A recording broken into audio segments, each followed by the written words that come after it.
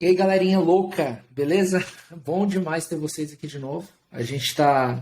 Nós estamos muito felizes, batemos a marca aí de mais de 4.000 downloads, Matheus, no nosso podcast, o que é bem interessante. E claro que para poder fazer jus a essa marca maravilhosa, a gente está trazendo um assunto que eu tenho muita curiosidade e que tem um cara que eu sou super fã aqui, né, Matheus?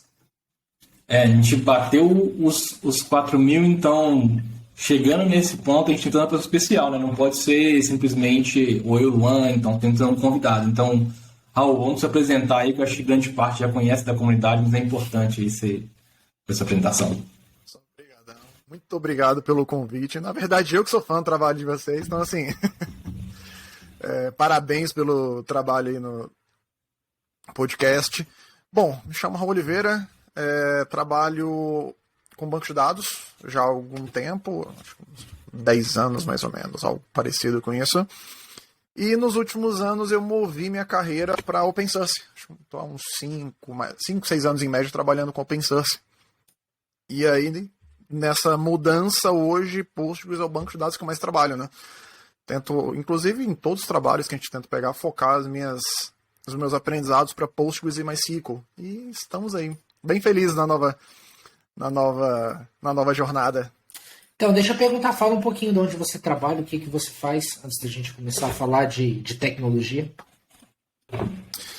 Bom, hoje eu trabalho na Tecnesys, é uma empresa daqui de Brasília, é uma empresa que hoje, basicamente todo o trabalho dela está voltado para software open source.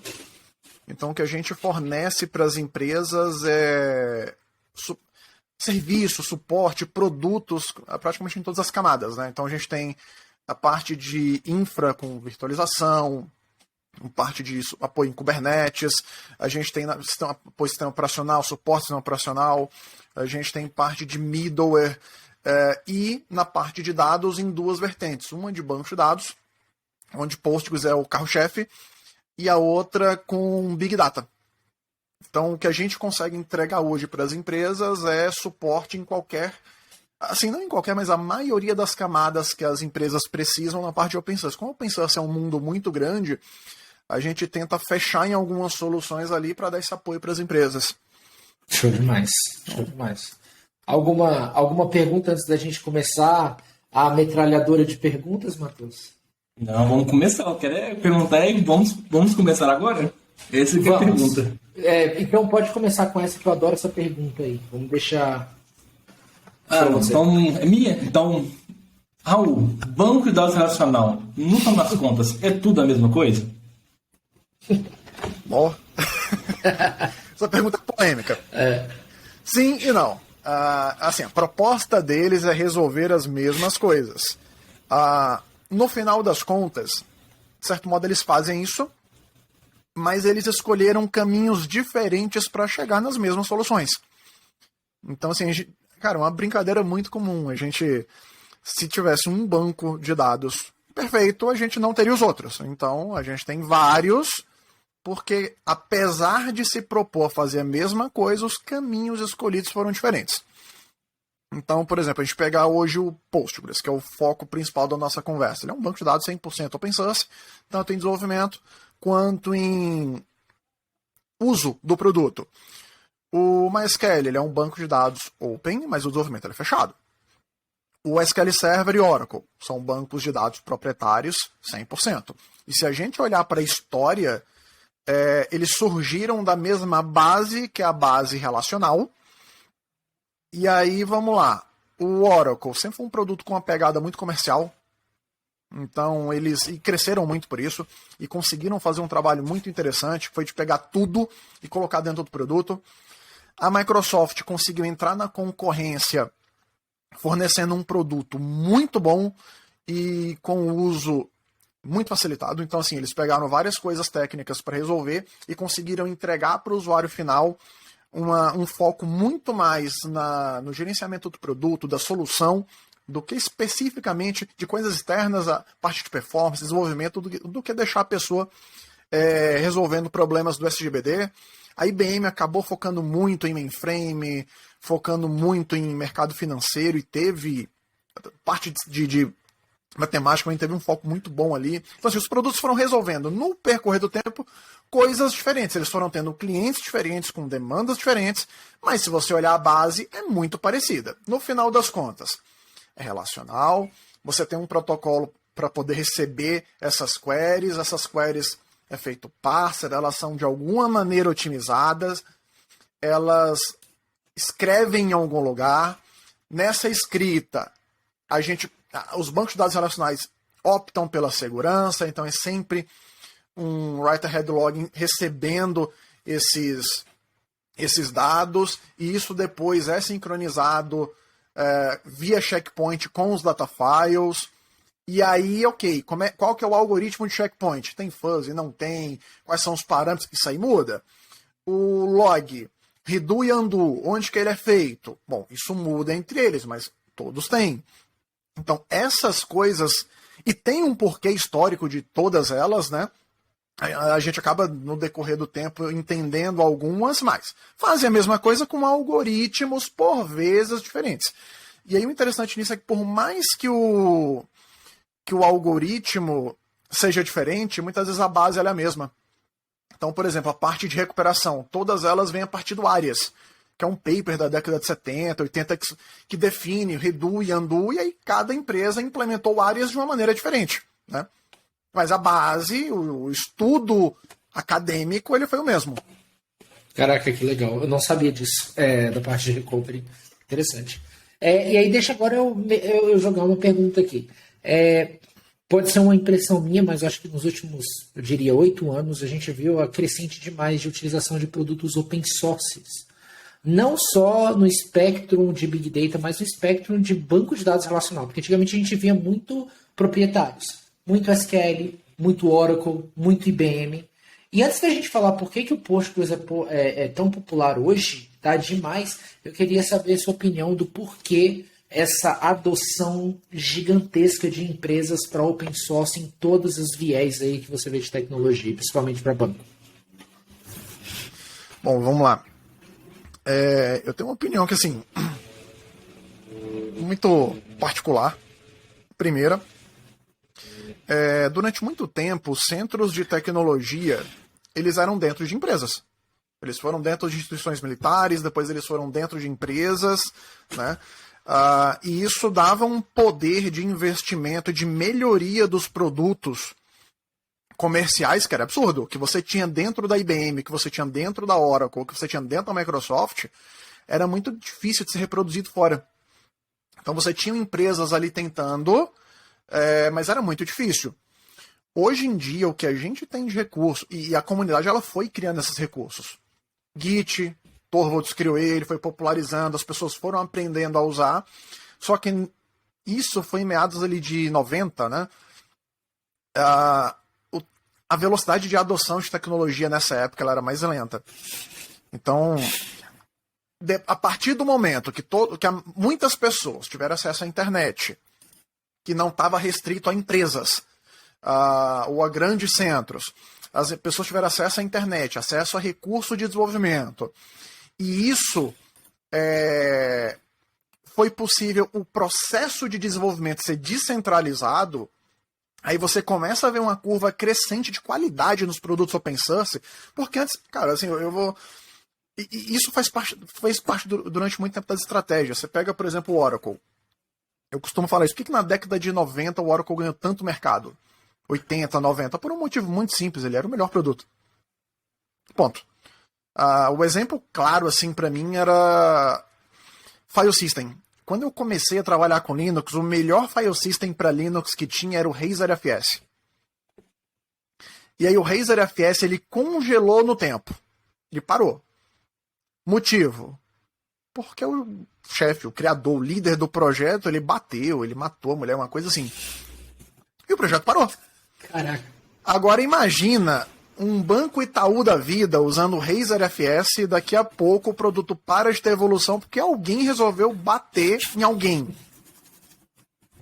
Não podia acontecer isso. Então o que a Oracle faz? Ela pega, coloca o file system dela, ela mexe no sistema operacional como ela precisava, ela coloca tudo isso junto e fala, cara, teus problemas você resolve comigo. isso era imbatível. E o Postgres não tinha time para poder mexer com isso. Quando que produtos open source começam a ter uma curva exponencial de qualidade? Quando o Linux passa a ficar muito bom.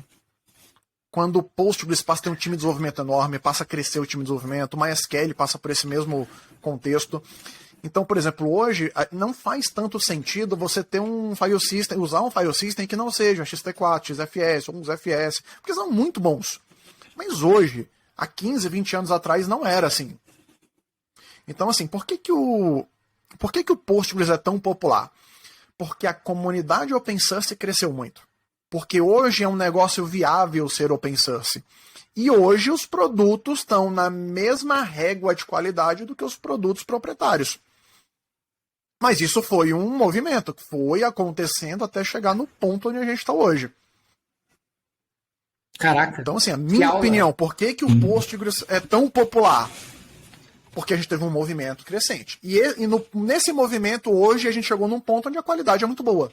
E assim, dificilmente você vê algum ponto e fala, ok, todo produto tem seu ponto forte e ponto fraco. Mas, na média, os produtos são muito equivalentes. E gostou da aula, Matheus? Não, eu tô só aqui, assim, digerindo a informação. Eu vou escutar esse podcast depois, com certeza. Mas, assim, você falou uma coisa muito legal sobre a popularidade do open source e tudo mais. A gente vê, por exemplo, MySQL, MySQL, SQL Server. A gente vê Oracle sendo um oráculo, né? Mas por que o nome Postgres é tão ruim assim? Por que o nome Postgres não é um nome fácil de pegar, assim, né? Não, e antes, deixa eu só interromper. Antes de você começar, Raul, eu lembrei de uma coisa. Falou, cara, por que se tornou tão popular, né? E aí, olha só, hoje a gente está numa era de cloud, não sei se você concorda, hoje a gente está navegando numa era de cloud first. E se você olhar para as clouds hoje, elas oferecem Postgres, MySQL e todas as ferramentas dentro da plataforma dela e elas entregam a qualidade para você. Então isso também acho que fez com que a adoção fosse extremamente grande também, né? A segurança que o cliente tem hoje. Sim, sim. E tem um porquê delas fazerem isso. Você pega a Microsoft, como é que ela vai colocar a Oracle como produto-chefe na cloud dela? Como é que a Oracle Cloud coloca o SQL Server como carro-chefe? Porque é o seguinte, a Oracle ela tem um roadmap pro produto dela. Roadmap de preço, uma necessidade. A Microsoft também. E por que essas empresas acabam investindo em Postgres, MySQL, em Kubernetes? Porque não tem nenhuma empresa por trás. Então elas podem definir um roadmap, apoiar a comunidade e seguir o teu caminho sem medo. Assim, pra mim, assim, quando surgiu, surgiu é muito forte porque é um movimento muito longo, né? Mas Kubernetes, Swarm popularizou muito. A primeira vez que eu estudei os dois, cara, eu achei muito parecido. Ok, eles têm funcionalidade, têm recursos diferentes, mas assim, quando você vê o conceito de master, de alocação dos containers, de quando um falha, vai para o outro, tem semelhanças, né? Mas se você me perguntar assim, Raul, por que o Kubernetes ele popularizou tanto? Por conta da CNCF. Como é que eu vou pegar a minha cloud, colocar ali Swarm nela inteira, e quando chega no outro dia, a Docker fala, cara, não, essa funcionalidade ela não é mais gratuita, agora ela é paga. E aí você quebrou todo um planejamento das empresas. Tanto dentro da fundação, cara, muito simples. As empresas usam como elas precisam e devolvem para a comunidade aquilo que elas puderem melhorar no produto. Então, não ter uma empresa por trás hoje, para os produtos, cara, é um diferencial. Porque você não fica preso no planejamento de outra empresa. Então, para cloud, nesse momento que a gente vive de cloud first, cara, produtos open source são o que as clouds podem investir sem medo, inclusive. Aí, ok, o preço vai dar ali uma baixada, você vai ter preços mais populares, mas em compensação, segurança, estabilidade de projeto garantida.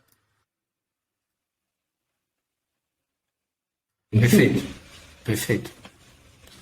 Ótimo ponto. E aí, por que nem o Matheus falou? Por que o nome é ruim? Por que o nome é ruim?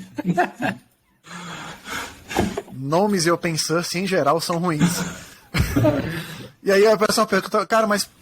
E geralmente o pessoal, mas por que PostgRE? Aí o outro pergunta, por que PostgRE? Por que Postgres? Por que PostgreSQL. E surgem vários nomes pro produto. PostgreSQL, PostgreSQL, cara, tem... Então, não temos time de marketing, gente. Boa. Muito simples. Cara, exemplo clássico disso, o primeiro dos exemplos, né? A Microsoft lançou uns anos atrás um produto chamado um recurso, né, do SQL está chamado Delayed Durability. Maravilhoso. E o nome é sensacional, né? Isso existe dentro do Postgres, dentro do MySQL, sei lá, não sei nem dizer quando. E é um parâmetro. E esse parâmetro é assim, commit na memória ou commit no disco. É isso. Tipo, 1 é no disco, 0 é na memória. Mas não tem um nome para esse negócio. Eu apanhei muito, porque tinham muitos recursos que eu queria, que eu conhecia o nome do recurso quando eu estava em banco de dados proprietário, e eu procurava o nome desse recurso e não achava. Um exemplo, o Advanced Scanning. Eu falei, quando eu fui pro Postgres, eu falei, cara, esse negócio não tem. Cara, no meu terceiro ano, eu fui achar esse negócio. Não é uma funcionalidade, é um recurso. Quando você acessa a shared buffer e você acessa por um método de acesso que faz um bulk, tipo um sequential scan, um table scan, né, ou sei lá, um vácuo, o objetivo é, assim, o objetivo do que você vai fazer é ler uma massa de dados razoavelmente grande. O que ele faz? Ele pega o cache L2, 256K, e vai alocando esse pedaço. Por quê? Porque ele usa ring buffer da CPU para poder fazer isso. Esse comportamento é chamado de bulk access dentro da shared buffer. Isso é um comportamento da engine, mas não é uma funcionalidade. Aí quando eu fui estudar essa questão, aí eu vi que o Advanced Scanning é o uso de ring buffer e recursos do gênero. Tá lá, funciona muito parecido, mas não tem um nome de funcionalidade. E o nome Postgres? Por que é tão ruim? Como vários nomes, o Postgres ele surge do Ingress, na verdade, né? Então você tinha ali o Michael Stonebreaker, que era um líder do projeto, eles vendem o Ingress tem uma vertente comercial, década de 80, se eu não me engano. E aí eles pegam a parte open source do produto e continuam ela, só que na outra vertente. E eles precisavam dar um nome para o produto, que se chamava Ingress, mas que não podia mais ser utilizado como Ingress. Eles, então, foram, como o produto era, né, um pós-Ingress, virou Postgres. Não satisfeitos, só que esse produto ele não atendia a linguagem SQL, foi implementado ali por 95, 96, então como o produto atendia a linguagem SQL, virou PostgreSQL. Que a gente chama de Postgres porque é bem mais simples, mas não é PostgRE, não é PostgRE, não é PostgRE, não tem dois S, é Postgres, que é de pós-Ingress, né? E outros nomes são assim, o MySQL. Por que chama-se MySQL? Porque a filha do monte chama-se My. Foi o apelido dela, não sei. Por que depois que ele fundou Maria, ele chamou o nome de MariaDB? Porque é o nome da segunda filha do monte. Tomara que ele só tenha 2 filhos, que já tem outros produtos hoje em dia. Adotar um menino vai ser o RibamarDB, né? Coisas do gênero.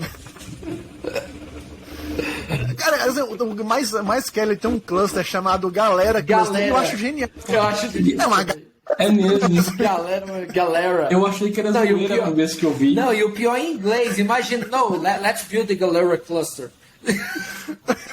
Caraca, velho. Cara, e o Galera Cluster eu fui descobrir depois de um tempo que a ideia do Write Set Replication é baseado nos estudos de computação distribuída de um professor brasileiro na faculdade fora, que eu não lembro, que é um dos caras que trabalha muito com a SQLite. Legal. E o estudo é sensacional, cara. Eu falei, gente, que coisa linda, viu? Enfim, mas os nomes não são bons. Tá, eu entendi. E o Postgres está entre eles. A gente brinca que o Postgres ele é o melhor banco de dados open source do mundo com o pior nome do planeta. Pô. E aí, assim, por que você acha que migrar para o Postgres faz sentido para as empresas? Eu não digo nem começar novos projetos, eu digo migrar. Porque eu, particularmente, posso te dizer que nos últimos 4, 5 anos eu vi uma avalanche de migração de SQL Server, de Oracle, de proprietários para dentro de open sources como Postgres e MySQL e até MariaDB. Eu queria saber o que você acha disso tudo. Está acontecendo. Cara, assim, eu vou te falar. Primariamente, eu não migraria, porque migração de banco de dados é uma das coisas mais dolorosas do planeta. Né? Agora, se o time topou, o time de banco, o time de data, o time de desenvolvimento topou, vamos lá. Por que migrar? Há não muito tempo atrás, eu passei por um caso muito interessante. A gente precisava implementar um AG no cliente. Ele usava muito tempo FCI, isso no SQL Server, e só que ele estava com... Assim, o FCI não fazia mais sentido, pelo que o FCI proporciona, né? Fazia muito mais sentido um AG para aquele momento, e vamos migrar para o AG. O cliente tinha o Enterprise, e o vendor dele falou, cara, o AG não está incluso na tua licença.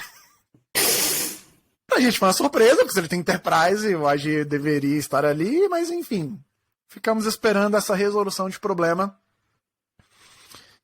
E basicamente o projeto ele ficou parado quase 1 ano. Então, assim, primeira coisa, orçamento importa. Imagina você pegar um time de desenvolvimento, um time de banco, um time de...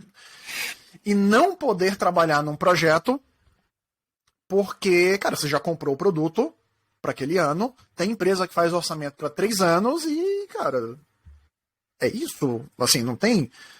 Dinheiro não dá em árvore, né? Então, o primeiro ponto, eu acho que o financeiro, você ganha uma liberdade que é absurda. Cara, eu quero colocar um servidor secundário. Ok, faz o teu projeto, define como que você vai fazer e faz. Ah, mas eu não tenho gente para fazer. Ok, contrata um consultoria, você não está pagando pelo produto, você pode converter o que você investiria no produto em serviço. Cara.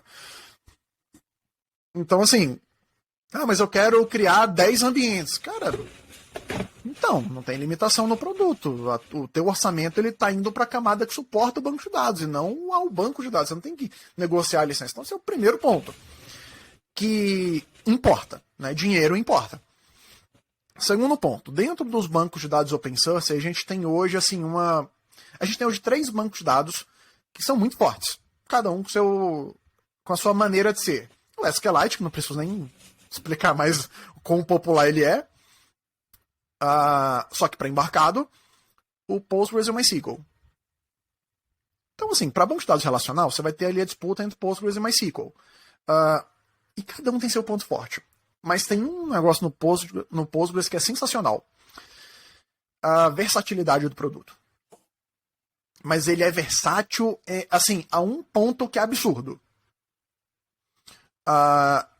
Ele é construído para ser versátil.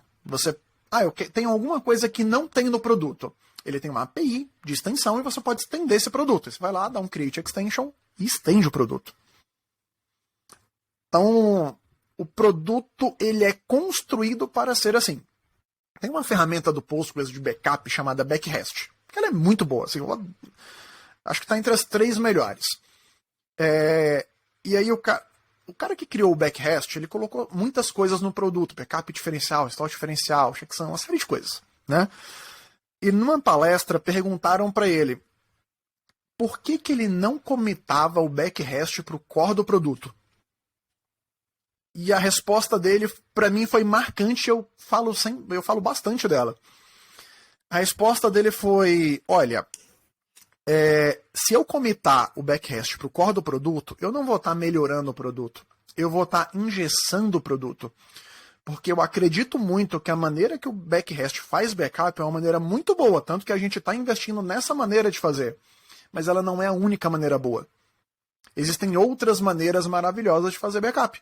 Então, quando você não coloca isso no core do produto, coloca como uma opção e você tem outras opções, você escolhe qual que é a melhor maneira de fazer backup para o teu ambiente. E o Postgres ele é assim para tudo. Os tipos de dados são extensíveis, a gente pode chegar lá e dar um create data type, a gente pode chegar lá e dar um create access method, falar, cara, eu quero acessar esse dado dessa maneira, com essa função. Então você pode criar uma função e colocar para fazer isso. Você pode definir métodos de acesso para índice, você pode criar extensão, cria um código em C, extende método, você pode... Então, assim, ele é muito extensível, e essa extensibilidade deixa o Postgres em vários lugares. Muitas vezes, coisas que você não imagina quando você vai ver ter um Postgres por baixo. Por quê? Porque ele é feito para isso. Massa. Sim. E pegando esse gancho que você estava falando, Raul, até uma conversa que a gente teve semana passada. A gente estava conversando e teve um assunto que eu fiquei curioso, dá pra gente trazer aqui. Você comentou assim, olha, geralmente, e é o que acontece, né? Essas empresas, AWS, Azure, Google, elas fazem um encapsulamento do produto open source, e geralmente é um produto mais seco, mais simples, né? É o produto mais puro.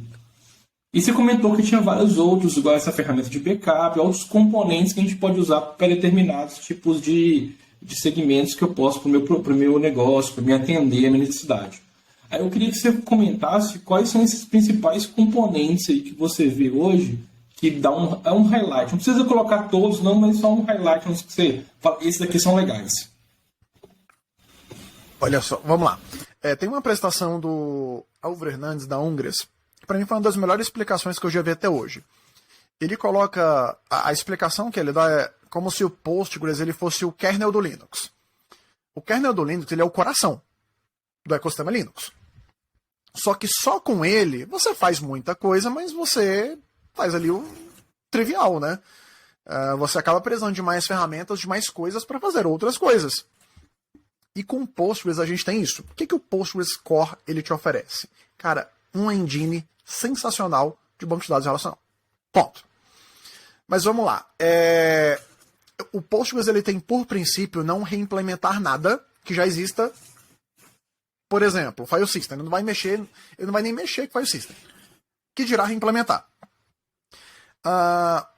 Gerenciamento de processos. Ele vai fornecer lock para bloquear objetos, mas ele não vai dizer prioridades, quem deve entrar antes ou depois, porque o Linux faz isso muito bem. O sistema operacional faz isso muito bem. Então, primeiro, ele não vai reimplementar. Agora, daquilo que é criado, quais são os componentes que eu, por exemplo, que eu acho muito importantes? Por áreas. Vamos lá. Como ele não reimplementa nada, ele não tem um pool de conexões próprio. Então, se você colocar muita conexão no Postgres, você vai colocar ali um problema para ele gerenciar. Então, vamos colocar um pool de conexão por trás. Qual que eu posso utilizar? Bom, você pode utilizar o da tua própria aplicação. JBoss da vida, por exemplo, gerenciando e deixando o número de conexões controladas. Mas vamos supor que você não esteja assim, você precisa colocar um pool no ecossistema do Postgres. Mais comum é o PGBoss.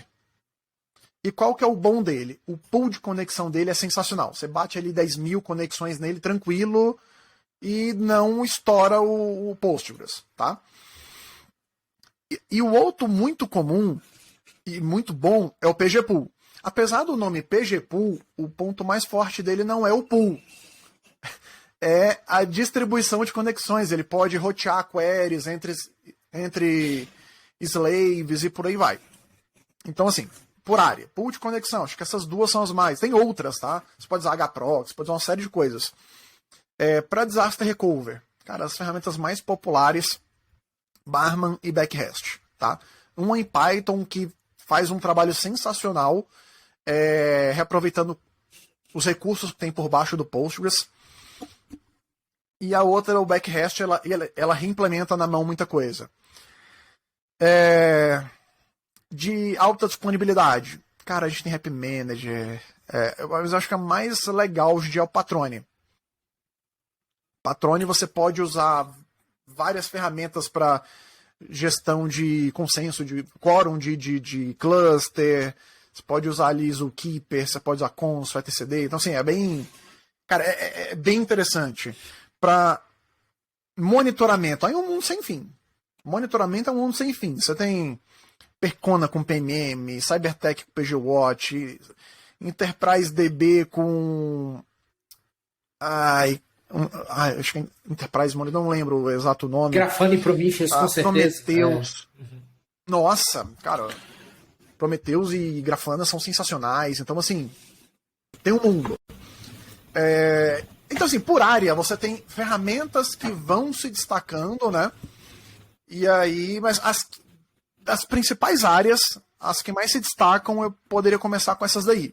Mas tem para administração, para manutenção e por aí vai. De componentes externos, esses, tá? Legal. Não, a gente ia esperar por isso, né, Luan? Que fosse cada pergunta uma mini aula. Puxando o gancho de novo, fazer mais uma pergunta que eu tenho interesse no Postgres, até onde eu mexi, trabalhei com ele, achei sensacional. Gostei muito da performance dele, a gente trabalha hoje com ele no Kubernetes, e assim, gostamos muito. Quais requisitos técnicos fazem o Postgres, na sua visão, Raul, ter algum tipo de mercado? Qual requisito técnico, a parte técnica assim, que você vê hoje? Essa é uma pergunta mais das trincheiras mesmo, do dia a dia que você está ali mexendo com o Postgres. Primeiro ponto, estabilidade. Cara, para você derrubar um Postgres, uma instância de Postgres, você tem que fazer um esforço consideravelmente grande. Por um motivo, assim, primeiro, o código do produto é muito bem feito, muito estável. E por que ele é tão bom? Porque não tem nenhum time de marketing por trás.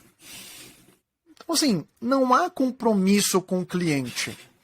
As empresas que trabalham no ecossistema, cada uma tem seu compromisso com o cliente. Então ela pega o código, ela faz o build que ela precisa, ela coloca no cliente e quando a comunidade achar que esse produto, que esse recurso, ou que esse fix, que esse patch ele está suficientemente bom, ela incorpora. Qual o prazo? Não tem um prazo definido. Eles, assim, tentam fazer o mais rápido possível, mas não é como assim, olha, nós fizemos uma conferência de lançamento da feature de HA tal, tem que acontecer no final do ano que vem. E aí o produto estando estável ou não, ele vai ser lançado. Isso não existe. Então o código do produto é muito enxuto, muito bem feito, muito estável, legível, tá? Tanto que assim, a gente atualiza o Postgres de 3 em 3 meses. Caramba. Isso não gera problema para os ambientes? Não. Muito raro você ver um problema. Então você pode esperar meses para aplicar um grupo de fix sem problema. É muito raro. Fix emergencial também, não acontece toda hora, tá? Cara, o último que eu lembro foi de uma mudança de comportamento no Linux. Aí eles lançaram um fix para corrigir, que foi o F5 Gate. Isso tem, sei lá, 2 anos, 3 anos. O anterior, esse eu realmente não lembro. Então, assim, a cada 2, 3 anos tem um evento que você precisa de um fix emergencial. Então, primeiro, cara, estabilidade. E essa estabilidade, ela vem de vários fatores. Código, muito bem feito. Arquitetura. O Postgres, ele tem um problema que é maravilhosamente bom, assim. O Postgres, ele é baseado em processo. Então, assim, a maioria dos bancos de dados relacionais, você vê eles num modelo de programação baseado em thread.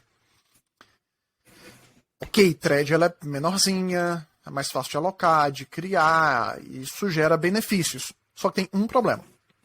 Quando uma thread dá problema, o risco de você quebrar toda a área de memória do teu processo é muito grande, porque você trabalha com estruturas compartilhadas. Então você quebrou ali, é muito mais fácil de você quebrar o processo inteiro. Então o nível de controle tem que ser muito grande para você evitar esses problemas. No Postgres a gente não tem o benefício de ter a thread por conta, né, do modelo que está ali. Em compensação, quando você quebra um processo, em geral esse processo ele morre sozinho. Dificilmente, então assim, para você quebrar instâncias, você tem que derrubar um checkpoint, um all-writer, ou tá durante uma escrita de área de memória compartilhada, e essas condições elas são menos comuns. Então, geralmente, quando você mata um processo, em geral, você não mata a instância. Então, o produto ele acaba tendo uma estabilidade muito grande. 2, o produto é muito versátil, a gente já conversou sobre isso. E o que a gente tem na engine que é muito bom? Vamos lá. Padrão SQL. Cara, ele é compatível com 90 e X porrada do padrão ANSI. Então, Isso já ajuda. 2, as funcionalidades que ele tem. A parte de... o que a gente tem de função para o desenvolvedor? Cara, a gente tem, por exemplo, array dentro do Select. Legal. Isso eu acho assim, um negócio que é surreal. Assim, foi a primeira vez que eu vi, falei, cara, é em tese simples e dá uma versatilidade tão grande. A gente tem formatos... O JSON do Postgres é muito bom. É muito bom. Né?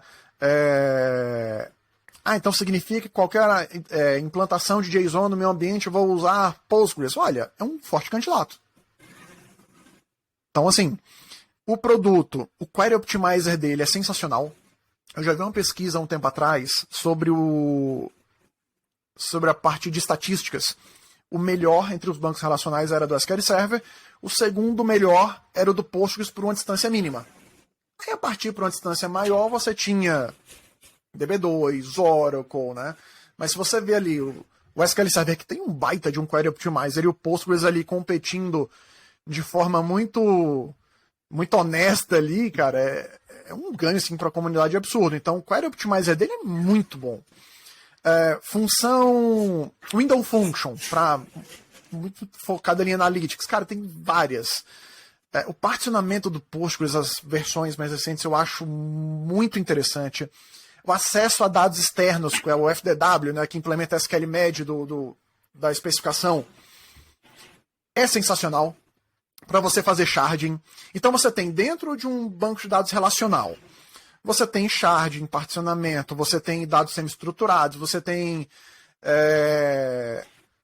optimizer muito bom, estabilidade muito boa.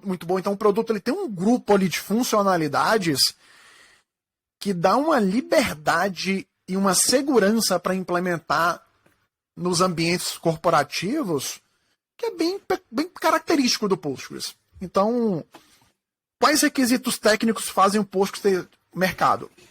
Estabilidade, versatilidade e os recursos que ele tem de implementação são vários, como a gente já citou, e que dão um ponto de partida do Postgres muito, muito, muito bom. Caraca, que fera. E aí eu vou puxar um gancho de uma das coisas que às vezes é até difícil você dimensionar isso com o cliente, que é o seguinte: a parte de Big Data, o que a gente vai ver muito normalmente, tá? Um fluxo de pipeline de dados o dado cai no Data Lake, o dado é processado por uma engine de processamento, e esse dado ele é colocado num Data Warehouse ou num sistema de Analytics para query, tá? Posteriormente. Esse dado ele pode chegar em batch ou ele pode chegar em near real time, normalmente, quando a gente está pensando em MDWs ou DWs. E a minha pergunta para você é o seguinte: será que eu consigo utilizar o Postgres para Analytics? Muito. Agora, que tipo de Analytics, né? Vamos lá. Eu vou analisar a imagem dentro do Postgres? Não. Processar a imagem, cara, não é o melhor lugar. É um dado não estruturado. Agora, vamos lá. Para dado estruturado e semi-estruturado, aí você tem bons recursos ali dentro. Dentro da própria engine, sem precisar de nenhum recurso externo, você já tem um Optimizer muito bom. O Postgres implementou e agora vem por padrão o JIT, que é o Just-in-Time Compilation. Então, queries muito complexas, você pode pedir para o JIT fazer essa otimização para você.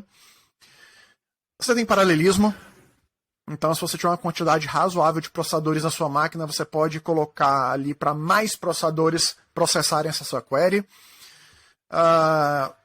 Você tem particionamento, configurações de área de memória bem versátil, de certo modo simples de fazer. Uma coisa muito boa do Postgres é que ele é muito simples, né? E que, por sinal, é uma coisa muito ruim também. Porque a simplicidade, ela te dá um grupo de opções que chega uma hora que a simplicidade deixa difícil. Né? É tipo isso, boa. Então, assim... Então, dentro da engine, você tem essas opções. Fora da engine. Então, vamos lá. Você tem sítios da Microsoft. Minha curiosidade a gente está em Raw Mode, basicamente, quando você está falando de tudo isso, certo? Até aqui, Raw Mode. Beleza, então tá. Então fala do Columnar Mode, que é o que, cara, é o que vai importar pra gente pra query analítica. Né? O que você tem aí? Citus. E mostra o cardápio. Citus e Greenplum. Ah, tá. Beleza. Eles implementam. E isso tem no core? Ainda não. E como que isso vai entrar no core do produto? Na versão 12, o Postgres implementou o Pluggable Storage. que é mais ou menos o que o MySQL tem. O MySQL, assim, até o Portilho que eu falei, ele não é um banco de dados, ele é um gerenciador de bancos de dados, ele é um banco de dados, gerenciador de outros bancos de dados. Porque cada engine de armazenamento tem uma maneira única de trabalhar. E a partir da versão 12, o Postgres tem isso também. E qual que é a primeira engine que está ali? Cara, é a padrão, é a HIP, é que já está lá há muito tempo. Qual que é a primeira que já vai entrar, assim, que pelo menos é o que está previsto na comunidade, é o zHIP. O que muda da HIP para zHIP? Na HIP, a área de undo ela é no próprio datafile. Na zHIP, a área de undo vai ter uma área específica para undo. E aí a gente minimiza a necessidade de vácuo, que hoje é um ponto de bastante discussão, né? Porque algumas pessoas amam, outras odeiam, mas precisa ser o vácuo, você precisa acompanhar ele, né? E além disso a gente vai ter outras. Então vai vir colunar, que vai ser e aí você vai poder criar a tabela e dizer qual que é o tipo dela. Assim como você faz hoje no MySQL. O SQL Server também tem, você pode especificar a tabela em memory ou convencional, enfim. A gente vai ter isso dentro do Postgres com um alter table. E você vai poder sair de heap para colunar, de colunar e por aí vai. Então, no core, isso ainda não está, mas está como extensão. Até pouco tempo atrás tinha uma extensão, acho que era 6tor, se eu não me engano, que fazia um colunar que funcionava, mas era diferente, assim. Ele criava meio que uns arquivos, eu não disse que era um modelo não tão organizado quanto a Citus e a Greenplum implementam, tá? Nos seus produtos. Então tem como fazer. E os dois produtos, cara, open source. Tá? Pode colocar, a gente... Inclusive o Greenplum já me salvou uma vez, Greenplum, no ambiente. A gente tinha um Teradata que estava estourando o espaço e a próxima compra ia demorar um pouquinho para ser feita. Então o que a gente fez? Pegou servidores, instalou o Greenplum, migrou algumas coisas para lá e foi trabalhando até... E aí, cara, como já estava resolvido o problema, a pressa pela compra foi bem menor, né? Mas, assim, cara, de analytics, de cabeça, assim, pra... Nesse momento, eu lembro desses dois de cara, tá? Que são bem voltados, assim, principalmente o Greenplum tem uma pegada analítica muito forte, até porque o Greenplum, ele surge ali como um concorrente ao Teradata, né? Ah, tá. Então, assim... inclusive tinha, na época, documentos, assim, como que era a modelagem no Teradata, essa modelagem ela era muito parecida no Greenplum, com uma diferença que 100% open source e o que roda por baixo é um Postgres, né? Apaixonei. Acho que assim, eu trabalhei com relacional, o Matheus também com o SQL Server há muito tempo e o SQL Server é um produto fantástico, você tem tudo lá dentro.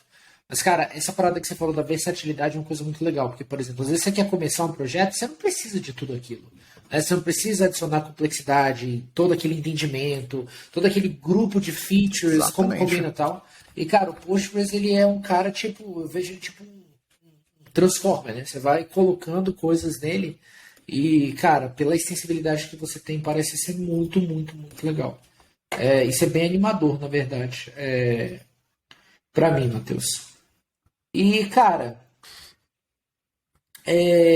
Então, assim, só pra fechar aqui mais um pouquinho, isso é muito importante. O pessoal pergunta, Raul, o Postgres ele é o melhor banco de dados hoje para você? Às vezes eu respondo, cara, muitas vezes ele nem é o melhor, mas ele é tão versátil, eu posso fazer tanta coisa, que os defeitos dele a gente consegue ir contornando. Então, assim, ele é muito bom em muita coisa, e em algumas coisas ele é médio. Mas como ele é médio numa quantidade de features muito grande, isso me ajuda muito. Eu não tenho problema com orçamento, eu não tenho... por exemplo, se eu tiver um banco que o tamanho... Eu não estou falando que necessariamente o tamanho importa, tá, gente? Mas vamos supor, o tamanho está muito grande. Cara, eu crio uma outra máquina, faço um sharding, eu pego um banco, movo para o outro lado, sabe? Eu crio mais réplica de leitura, enfim, você tem muita opção, muita opção. Cara, impressionante.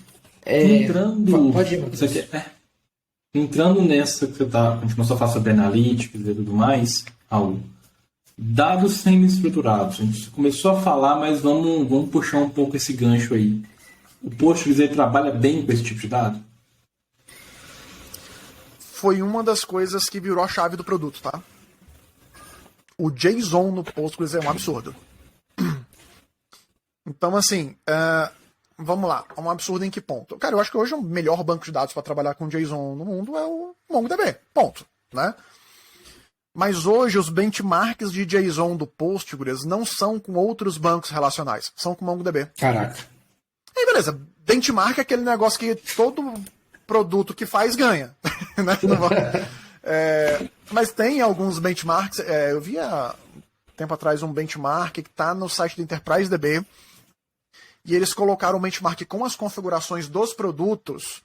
Isso é aberto, então a pessoa pode testar ali as suas configurações, mudar.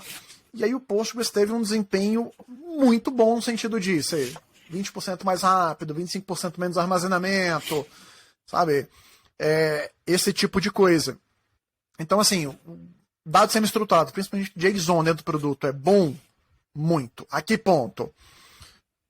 Para onde você vê os benchmarks rodando entre os dois. Então, assim, significa então que eu vou implementar JSON no meu ambiente com Postgres? Com Postgres? Não sei, depende. Mas ele é um excelente concorrente. E o melhor, se você já tiver o teu ambiente com Postgres, cara, é um produto que você já conhece, já sabe como faz backup, como otimizar, como corrigir problema.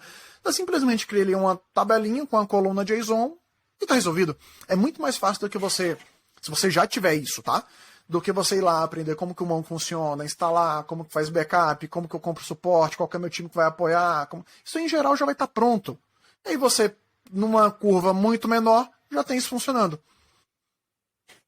Então, assim, dado semi-estruturado no Postgres, eu acho sensacional. E foi uma das coisas que mudou o patamar do produto, tá? E aí... Eu acho que, assim, os pontos... Pode falar, fala. Para mim, os pontos, assim, que mudaram, que foram mudando o produto de posição, né? Bom, primeiro a parte de segurança dele, do produto ser muito forte, com integridade. JSON, replicação lógica, particionamento, paralelismo, assim, foram as features que foram entrando e foram dando, e FDW, foram as features que foram entrando e foram mudando o produto de posição no mercado. E hoje o JSON é um fenômeno. Mano, Vamos saber. E aí, cara, isso sim, é bom pra galera que tá escutando, porque às vezes a galera tem um pensamento seguinte, que eu tô em Big Data, eu não uso banco de dados relacional. Cara, você tá tão enganado. Né? Você tá miseravelmente enganado. Porque, na verdade, eu digo que 50% a 60% dos projetos em que a gente faz, o Analytics vai dentro de um banco de dados relacional no final das contas. Você não precisa pagar um BigQuery, você não precisa pagar um Synapse, você não precisa pagar um Redshift, dependendo do que você quer entregar. E aí trazer essa informação. Mas eu vi, Raul, diante dos... Pode falar. Só um comentário. Uma coisa que é muito legal do Postgres é que ele, assim, não tem uma empresa por trás. Ele tem zero centralização. Então, assim, eu não quero colocar... Cara, assim, dificilmente você vai ter problema com isso. Quando você está dentro, você tem usando outros produtos, em geral, as empresas querem centralizar. Sim. Querem deixar tudo no hall de produtos dela. O Postgres não tem esse problema. Então, ele vai integrar com quase qualquer coisa que você quiser. Fantástico, velho. Sim, a gente, por exemplo, eu e o Matheus, a gente está trabalhando, só para você ter uma ideia, a gente está trabalhando num Sync Connector, na verdade, o Debian, para configurar o wall com Postgres dentro do Kubernetes, para poder a gente conseguir habilitar a parte de CDC, de Change Data Capturing para Event Sourcing. Então, cara, e a gente está se amarrando no que dá para fazer e como é feito, sim, está sendo legal isso. E o tanto que é simples, eu acho que essa parte de CDC no Postgres para microserviço, então, é um fenômeno. E é isso que eu ia falar agora, assim, puxando isso, você tocou na próxima pergunta. Eu vi, cara, abruptamente a mudança de empresas de SQL, de proprietários para Postgres, principalmente do que MySQL, em relação à interatividade com APIs e microserviços. Me fala um pouquinho disso aí. O que você acha? O que você viu? Bom, vamos lá. Acho que benefícios do Postgres para você usar ele como microserviço. A gente já comentou a questão de licenciamento. Então o microserviço é você ter vários bancos de dados espalhados, cada aplicação com o seu, cada pedaço da aplicação com o seu. Quando você não está preso à licença, isso te ajuda consideravelmente a você aumentar a tua quantidade. O produto ele é muito pequeno. A instalação do core do Postgres tem 80 MB. Caraca, velho, não acredito. Mas por que isso? Porque ele não reimplementa nada que já exista. Um exemplo assim, que eu acho sensacional, o particionamento. No particionamento, como que foi feito e como que foi projetado? Eles tentaram reaproveitar toda a sintaxe que já existia da manipulação de tabelas tradicional. Então, por exemplo, o que é o particionamento no Postgres? É uma tabela pai com tabelas filhas que herdam essas propriedades. Isso já existia, o conceito de herança, isso é muito antigo, e o particionamento ele era feito na mão. Então, o que eles foram adicionando foram camadas de role filtering, de automaticamente já implementar checks constraints, tudo, otimizar performance, essas coisas, né? E aí, vamos lá, eu tenho tabelas num particionamento. Se eu quiser expurgar o dado de uma tabela, como que eu faço? Truncate, table e a partição que eu quero. Caraca. Eu não preciso dar um purge partition, não sei o que, é uma sintaxe diferente. Eu já tinha uma sintaxe, eu só reimplementei. Então, isso no produto é levado muito a sério. Então, se já existe algo, aquilo vai tentar ser utilizado. Então, o produto, a instalação, ela é pequena. O produto é pequeno, o produto é gratuito, você pode usar quantas cópias você quiser. E a distribuição de dados entre os produtos pode ser feito de maneira eficiente, que é o que a gente comentou agora do Event Sourcing. O CDC no Postgres, depois que implementaram a replicação lógica, ficou muito simples e muito elegante de você trabalhar. A complexidade, até para administração, não é alta, então isso facilita muito. Vamos lá. Sistemas distribuídos, por natureza, são um caos para trabalhar, então assim, não significa que você vai colocar, você não vai ter problema, você vai ter os problemas de um sistema distribuído. Agora, dentro dos problemas possíveis, a maneira de ser feito é uma maneira muito elegante. E aí, Matheus? Não, a gente fica assim, né, digerindo muita informação, né? Hoje é um dia de muita informação. Mas é interessante que a gente realmente está vendo isso, né? A gente está vendo mais adoção do Postgres do que, por exemplo, o MySQL. Que entra na minha próxima pergunta, que é Postgres e MySQL. Você até comentou no começo do podcast que você trabalha com os dois. Qual momento você escolhe um, qual momento você escolhe o outro? Vamos lá. Os produtos foram escolhendo coisas no caminho do que implementar. O que o MySQL ele resolveu fazer? Ele resolveu ser rápido e ser um banco voltado para a web. O que a web tem? Cara, transações curtinhas e eu tenho um volume muito alto. O que o Postgres resolveu lá no começo? Ele basicamente resolveu problemas de integridade de dados, de consistência. E quando você coloca segurança, você tem que colocar código por baixo, né? Qual que é o problema que a gente tem hoje dentro do MySQL? Query Optimizer.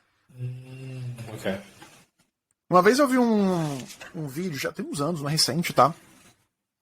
E eu acabei de esquecer o nome dele, mas ele trabalhava na MySQL aqui no Brasil. Ele falava que ele nunca tinha visto, na Oracle, né, trabalhando com MySQL aqui no Brasil, o Ayrton Lastore. Ele nunca tinha visto nenhuma procedure com mais de 150 linhas no MySQL. Caraca. Se você pegar os bancos de Postgres, SQL Server, Oracle, 150 linhas é só o começo de qualquer bloco de código que você vai fazer. Não estou dizendo que isso é correto, tá? Tô falando assim, que acontece isso. Esses bancos de dados, eles resolveram durante muitos anos problemas da aplicação. E o MySQL, ele nasceu para não resolver os problemas da aplicação, para resolver o problema de armazenamento. O MySQL ele é um lugar para você guardar o dado e recuperar o dado. Ponto. Tanto que tinha uma engine do MySQL que já não é mais a padrão, que é o MyISAM. Hoje em dia, a engine default é o InnoDB, o MyISAM está até depreciado já. Eu cheguei a ler isso uma vez, eu não lembro, mas eu lembro de no mainframe ter visto um negócio chamado ISAM, que era um file system que respondia queries, respondia o básico da linguagem SQL. E era um fenômeno, porque você tinha muito pouco de camadas no meio, né? Para fazer parsing, cuidar de memória, cuidar disso, cuidar daquilo. Era muito rápido. Então eu não tenho certeza, mas eu tenho a impressão de que o MyISAM ele surge desse conceito de, olha, eu não quero tudo que um banco de dados relacional tem, eu quero que responder queries muito rápido. Então o MySQL ele é extremamente rápido para resolver queries simples. Mas se a query for um pouco mais complexa, ferrou. Aí você vai ter um problema enorme. É muito comum você ver queries. Esses dias eu peguei um caso no MySQL de uma query que chegou a demorar 7 horas na execução. Era um join com algumas subqueries, umas 3 ou 4, e com umas 3 tabelas, e a maior tinha 20 MB. Caraca. Eu não preciso nem dizer que o MySQL pegou, o Query Optimizer dele pegou o pior caminho possível, né? Então, assim, isso é comum. Cara, e por que você usa tanto o MySQL? Porque as pessoas entendem como é que é o MySQL. Ele é uma modelagem simples, não tão normalizada, com queries curtas, resultado set pequeno. E no Postgres, o objetivo é esse, mas ele é um pouco mais suscetível a trabalhar mais com regras de negócio, você tem mais funções ali para análise matemática, você tem mais extensões, então assim, no quesito velocidade, no melhor uso, eu acho o MySQL mais rápido, tá? Só que é aquilo que a gente conversou no começo, o Postgres ele é tão versátil que eu acabo indo para ele porque no meio do caminho o projeto tem outras necessidades que dentro do MySQL eles têm que criar uma outra estrutura, implementar um segundo, terceiro, quarto produto para ver que geralmente no Postgres, até você precisar mudar a tua estrutura, cara, o caminho percorrido foi muito longo. A tua necessidade é muito específica. Assim, não é muito específica, é mais específica. Sim, né? Sim. Bem, e última pergunta de hoje, porque já estamos quase batendo 1 hora. Como você vê o Postgres no futuro? O que você espera para as próximas releases ou para os próximos updates, enfim? Cada vez mais popular e cada vez mais versátil. Uma das coisas que eu li um paper um tempo atrás, e esse paper ele dizia o seguinte, a gente que trabalha com banco de dados relacional precisa parar de pensar em como resolver os problemas de maior, menor e igual. E passar a colocar outros operadores como contém, não contém, como coisas básicas na operação. Isso era um paper falando do JSON, tá? Então eu vejo dentro do Postgres ele cada vez mais versátil, com mais storage engines, e cada vez mais resolvendo problemas e de forma muito elegante até, que hoje a gente às vezes pensa que devem até estar fora do produto. Todas, não. Eu acho que ele não vai trabalhar com streaming, eu acho que ele não vai trabalhar com dados não estruturados, porque não é a natureza dele de ser, mas dentro da operação e do armazenamento e da exploração de dados estruturados e semi-estruturados, ele vai estar cada vez mais apto para isso. Se a gente olhar hoje dentro do Postgres, você tem JSON, você tem o Wait Store, que é um armazenamento de chave-valor. Você tem, na linguagem, no select, ali na cláusula select, você tem array. A gente tem paralelismo, que a gente contou, já tem coisas para você trabalhar com analytics dentro do produto. Então, essas coisas eu acho que vão estar cada vez mais ali dentro. E de uma forma muito elegante de ser trabalhado, e isso vai fazer com que o produto seja cada vez mais popular, tá? E como ele não é muito egoísta, ele não precisa ser o centro das atenções, ele integra muito bem com outras ferramentas, isso ajuda muito ele a cada vez mais ser uma escolha para ser implementado dentro dos ambientes.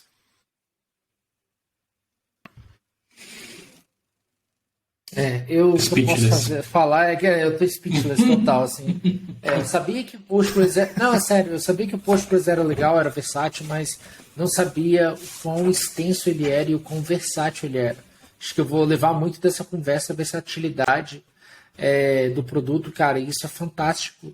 E com certeza a gente vê essa utilização de Postgres, não só para atender a parte relacional, mas a gente vê também para a parte analítica, né? Citus, Greenplum, vê a aquisição da Microsoft, fazendo a aquisição da Citus e trazendo o Azure SQL for Postgres dentro da plataforma, oferecendo SLA, enfim, e isso tem crescido bastante. Cara, minha consideração final, pode falar. Só para essa questão da versatilidade, eu peguei a gente pega alguns projetos no meio do caminho, né? A gente pegou um cliente que ele comprou o data center dele todo de hardware hiperconvergente, só que com as lâminas muito pequenas. No máximo 24 processadores, 128 GB de memória. Só que ele tinha algumas aplicações que foram construídas para uma escalabilidade vertical. E não nasceram para trabalhar distribuídas, né? Ele comprou hardware para 5 anos. Quando você compra um data center inteiro, você não vai mudar ele tão rápido. E o orçamento foi embora. O que a gente fez? Mudou. Não da noite para o dia, mas num tempo razoavelmente rápido. Ele usava PG Balser para concentrar as conexões. A gente pegou o PG Pool, colocou na frente. E pegou a máquina dele, passou a distribuir horizontal. Então, assim, ele tinha antes 2 réplicas. Teve um dia que a gente chegou lá, tinha 32 réplicas, a gente acabou achando que era um pouquinho demais. Caraca! Não, calma, vamos reduzir um pouquinho. Mas hoje ele trabalha com 8 réplicas e o master respondendo somente requisições de escrita e as leituras sendo enviadas para os slaves. O PG Pool tem seus pontos negativos? Tem. Mas existe algo mais negativo do que você não ter mais dinheiro para comprar hardware e ter um ambiente parar? Então, assim, ele tá no melhor cenário para ele? Não, mas ele tá funcionando. Sabe? Se fosse outro lugar, a gente não teria a gente teria mais dificuldade para fazer isso. A gente pegou casos de corrupção, a gente pegou um caso que o cliente, o backup da base primária dele estava muito longo. E ele tinha uma tabela de log ali dentro. O que a gente fez? A FDW passou o histórico de log para um outro lugar e usava a FDW para poder fazer essa conexão. E num outro cliente, a gente usou replicação lógica para isso. A gente truncava a tabela origem e deixava esses logs escrevendo numa outra base. Então, assim, a gente tinha problemas ali de dimensionamento errado, ou de coisas que pela versatilidade a gente conseguiu contornar. Então, assim, esse tipo de coisa eu acho que ele vai ser cada vez mais popular por isso, viu? E você, Matheus?